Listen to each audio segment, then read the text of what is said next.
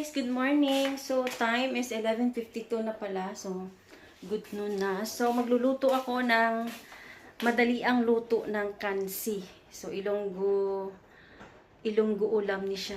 Ilonggo dish ba? Tama ba?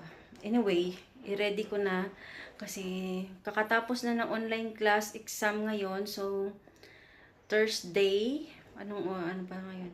April 2! So, magagawa ako ng video kasi wala na akong upload. So, na-ready ko na yung ating pot. This one, nagsaing na rin ako. So, nag-ready na ako ng kaunting mga sahog, no? Guys, this is the meat. Meron akong nakaraan pa ito. Hugasan ko lang ng hot water to. Konti lang. Mga buto-buto ito. Hindi ko alam kung 1/2 na siya siguro, guys, no? So, ayan, guys. Lapit ko lang. Payako-yakuin ko yung camera. Yan. Kasi dito ako naglipat ng kaldero kasi walang saksakan doon. So, I need to...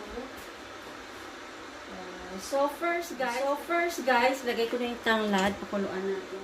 Ginger, garlic, 3 piraso, at maliit na onion. For boiling lang yan, guys. Okay. Ito na yung meat natin, no? Nugasan ko lang siya sa hot water. So, ayan. Tapos, pakuluan ko na siya by... So, guys, nag-start na ko laaga na yan. I-pressure ko siya para mabilis ba. Yan yung ating mga tanim. Ayan.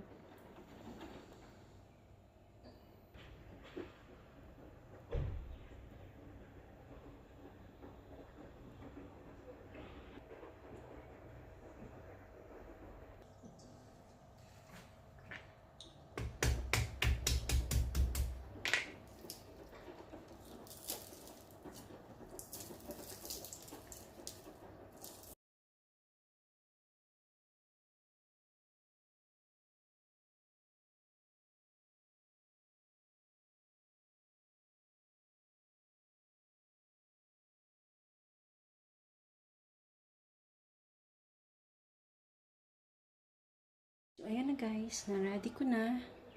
So, nagbabalak ako na maglagay ng kamatis because para kay kuya mamaya. Sa last minute ko na siya ilagay. So, basa dito. Basa. Nakuha na natin.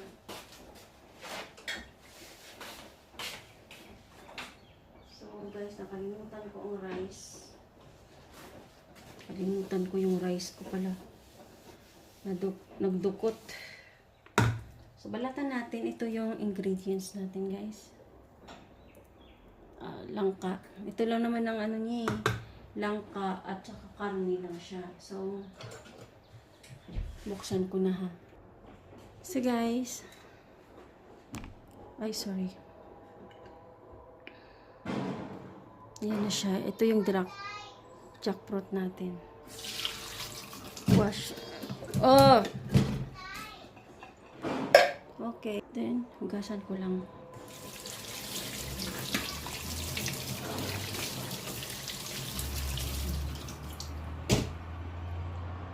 So guys, let's start cooking na kasi nga sobrang init na ng ating kawali.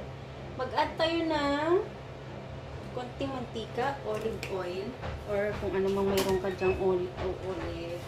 Kung ano man ang mayroon kang mantika o canola, whatsoever, no?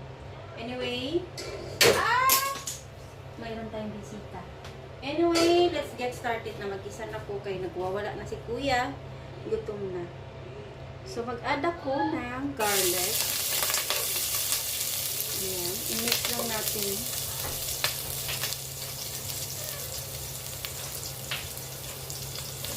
Ayan. Pag madali ang luto lang, kailangan i-pressure.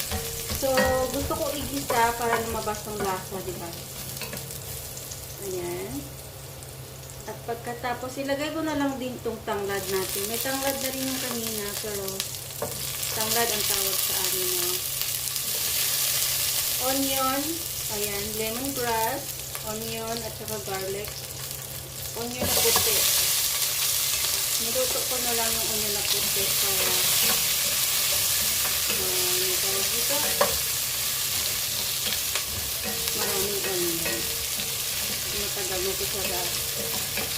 So, dahil nabuksan ko na kanina yung onion na dilaw, ay anong tawag ito? Pula. So, nag-add na ta ng ginger, mga guys. Ginger na. Ayan. At pagkatapos, ilagay ko to ang ating malalaking hiwa ng kamatis. Oh, diba? Mayaman sa kamatis. Kasi, alam mo na, sa mga nanonood ng video ko, why I always put mga tomato sa mga sabaw ko na niluluto because yun ang favorito ng anak ko, kamatis. At bakit malaki ang hiwa? Because para hindi siya madaling malalita, no? So anyway, while waiting for this, i-hang up natin yung ating mga karne. So guys, balik na tayo dito kasi mukhang nabatok na. Ayan. Hindi pwedeng mabatok yung tomatoes because tomatoes is very good. Tomatoes is very good. Bola ka pang beef. Saan ka ba pupunta, kuya? Ba't bago ang damit ni kuya? So, ayan. So, hindi na kailangan na mabatok talaga yung mga yan. No? Ilagay na natin yung karne nating buto-buto na konti lang. Ayan.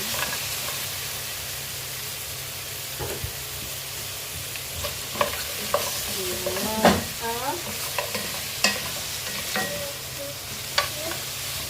So, ayan. So, dahil dyan, pwede kang mag-add ng salt. Padalian na natin, nagugutom na si kuya. Balik-balik na si kuya. And then, pepper. Para lumabas na yung mga lasa. Hindi ko alam kung malambot na yung ating meat. Sana malambot na. Baka matigas pa. Bilak na lang sa ating. Ayan. Wow. Ilagay na natin yung sabaw. Bago ang lahat, mag-add pa ng pampalasa. At mag-add tayo ng pampakulay. Asweti. Ayan. Kasi ito talaga ang kulay ng kansi. Mayroon siyang kulay, no? Then, mix lang natin hanggang sa ito ay magkulay na, no? Lumabas yung kulay.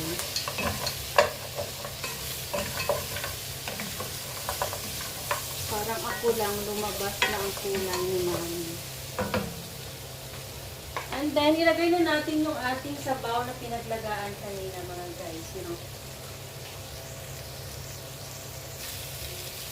So, ayan guys.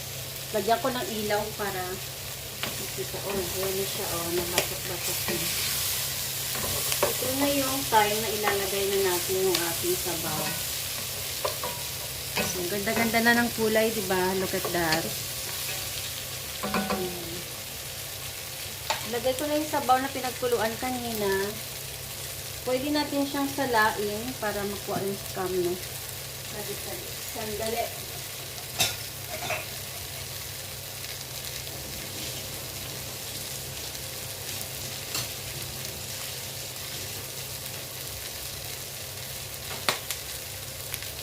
Tignan natin kung kaya ng kamay ko, no?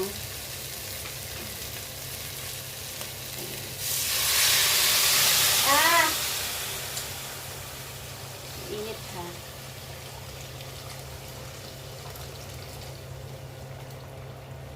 Ay, mukhang ang dami ng sabaw ko. Ayan, mga sibuyas kanina. So, para malinis yung sabaw. What are you doing, brother? Nagugutom na si brother, guys, kasi alauna na, guys. 1:04 na. So, gutom na kasi manok lang kinain ng kaninang breakfast.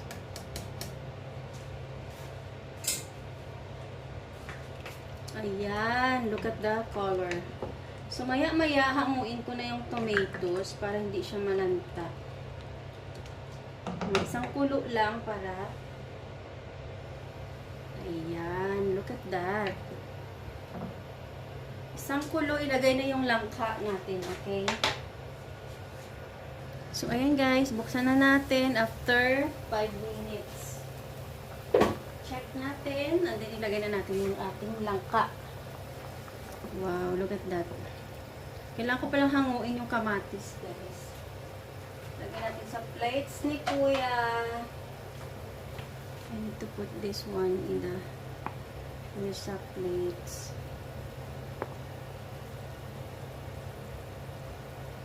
Lalaki, no?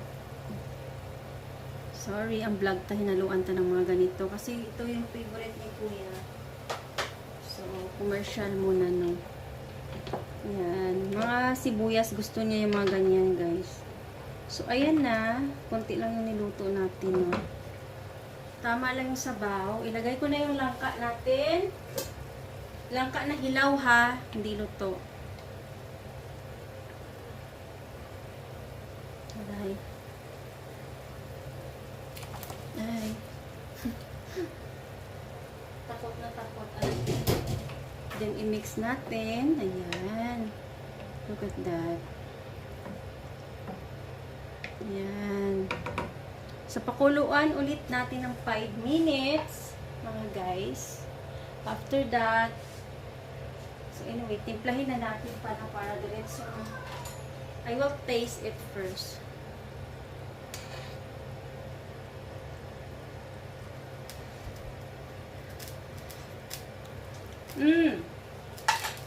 Konting salt.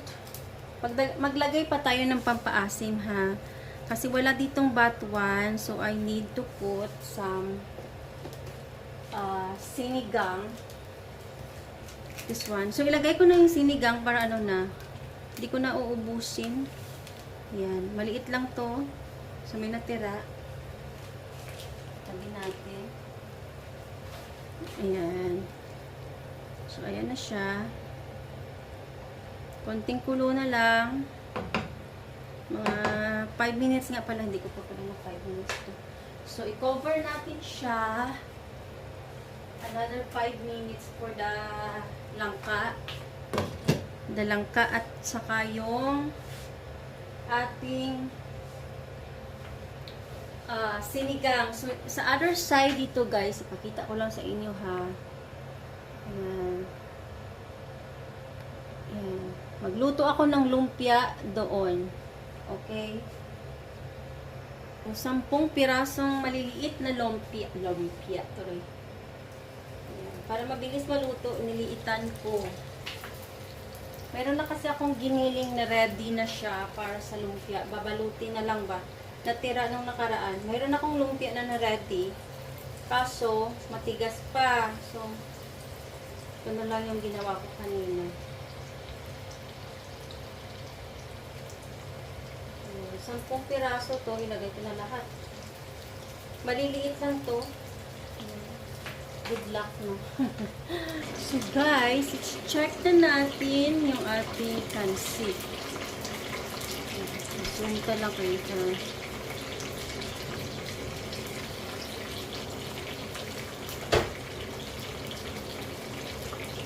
Check natin kasi baka malanta yung langka natin. Yan na siya. Sorry, ang mga sibuyas natin buhay pa. Kasi alam nyo guys, kinakain nyo ng anak ko. Gusto niya yung mga sibuyas. Ilagay ko na yung sili natin guys. 3 pieces. Yan lang po yung sahog ng kansi guys. Ayan. Check natin yung sabaw kung tama lang.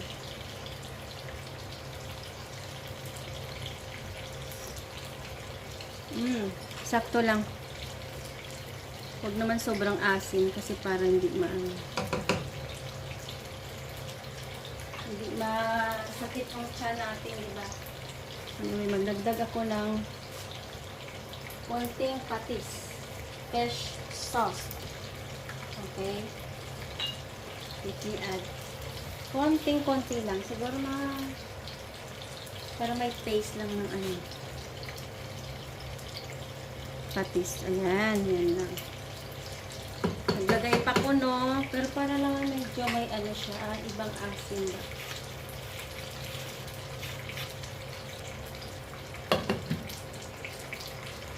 So, luto na guys. Hintayin ko na lang yung lumpia. Kainan na mga guys. So, ito na.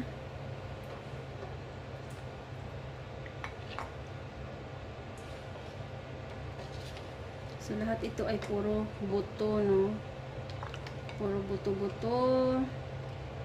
Ayan. Ito yung sabaw. Fresh. Home cook.